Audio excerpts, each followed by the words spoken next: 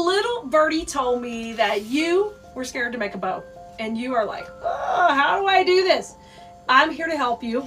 And by the way, I'm Kali with Kali's.com, and I teach all things floral design, and holiday decorating is the go time. And I want you to learn how to use wired ribbon and make beautiful bows. If anything, just for your gifts that you're giving this year or your tree, you can really be, ribbon can be a real game changer. And I think you'll be shocked if you just play with it a little. It's not that difficult to use.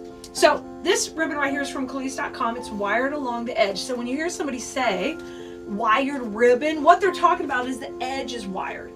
Why do I need wired ribbon, Kali? I see lots of pretty non-wired ribbon, because wired ribbon sticks up and it pokes out.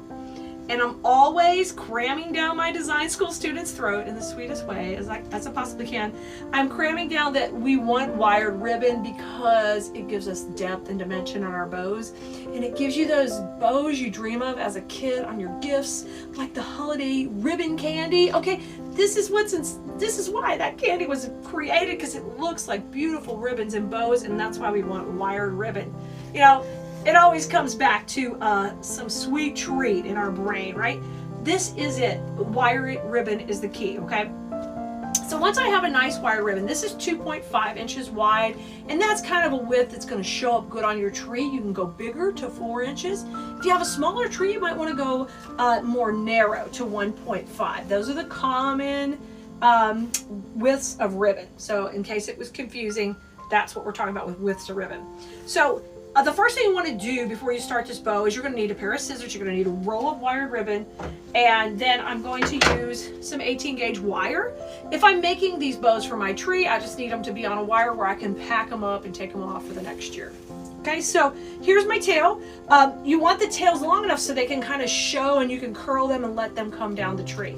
So if you could go for about 30 inches on a tail, then you're good. You're going to have a lot of length to let that kind of curl out and come out the tree. So I'm going to grab it right there. Now the rest of the roll, you're just going to let it fall on the floor because it's too complicated to try to keep it up. We're going to make this by hand today, so you don't need any special devices, just easy by your hand. So once you do that, you're going to twist right here and hold that twist. The reason we're twisting is because you can see the back of the ribbon is not as pretty as the front. So we want to make sure we twist. Now to measure your loop size, just take your fingers. We call this hang 10. We use hang 10 a lot in design school. The reason we do that is because it's simple measurement, it's built into your body and helps you have consistent sizing. So just take and hang 10. I know I need to come down just a little bit. It's a little bit too fat. And generally on my hands, this is 6 to 7 inches, okay? So on yours, it might vary, but it gives you a guide to go by. So I'm back at the front now, so I'm gonna just gather that just slightly, and then I'm gonna twist, okay? So I can come around and make my next loop. And this one will come around the back, and we're going to do the same thing with the hang 10. Okay, hang 10, measure it, hang 10. So my bow is looking really pretty so far, and she has 2 loops. And both her tails face forward, and she's very pretty. This is fine. This is fine. You do not have to make it more extravagant than this. This is beautiful. But, of course, we're going to go a little further. Twist again, okay? Twist again, make your next loop. Just keep rolling out your ribbon, just pull it up. And I'm going to make this the same size as the last one. Just gather it in the middle, and then we're going to twist again. Okay, and then I'm going to loop it back around. And I'm just making sure that my loops are about that hang 10 size. So we're pretty consistent. That's a little too big. I'm going to downsize it just a little bit. There you go. So just make sure, once you make a loop, you can just kind of measure it off the other loop. Spread them out, and look how you have now here another bow that's super cute. And I have 2 loops on either side. Look, you did it. You did it that easy already. Okay, and we're going to take it just one more step. We're going to add our third and final loop, and this one we want to be a couple inches shorter than our last one. So easy. We're going to come in and make it a little bit shorter right here. And you can look at it, you can see, okay, that'll balance out pretty. Oh, I want it a little longer. You can pull it a little longer, okay? Don't panic, you got all this in one hand, but you got it. Twist, and here comes my last loop right here, popping in, okay? And I wanna make sure that these are kind of consistent on either side. I can, once I get it tightened, I can pull it a little bit back and forth. Generally, I'm gonna teach to use cable ties in the middle, and if you do that, it's hard to pull the length longer, but I think we're good here. and I'm happy. I've got 3 loops on each side, and I've got a really cute bow coming together. Now what I want you to do is take that wire and come right through the center, which I'm going to do right here. And I'm going to pull that center as tight as I can and twist it. You want to rotate that to the back though. I've got it in the front. Pull it to the back. So this is the back of your bow. Now before I go any further, let's cut these tails to match. Now what's really kind of pretty on a tree is if you have a short and a long one, because the long one trails out the tree and the short one just follows it behind.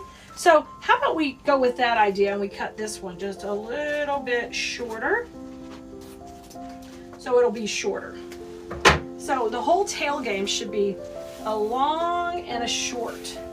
So you have 2 different length tails coming out that tree. Now right here in the center, my last step I'm going to do is really fluff this up. And I'm fluffing it up facing me so I can see it for a second. And then I'm going to move it towards you. And look, how stinking cute is this bow? It's super simple.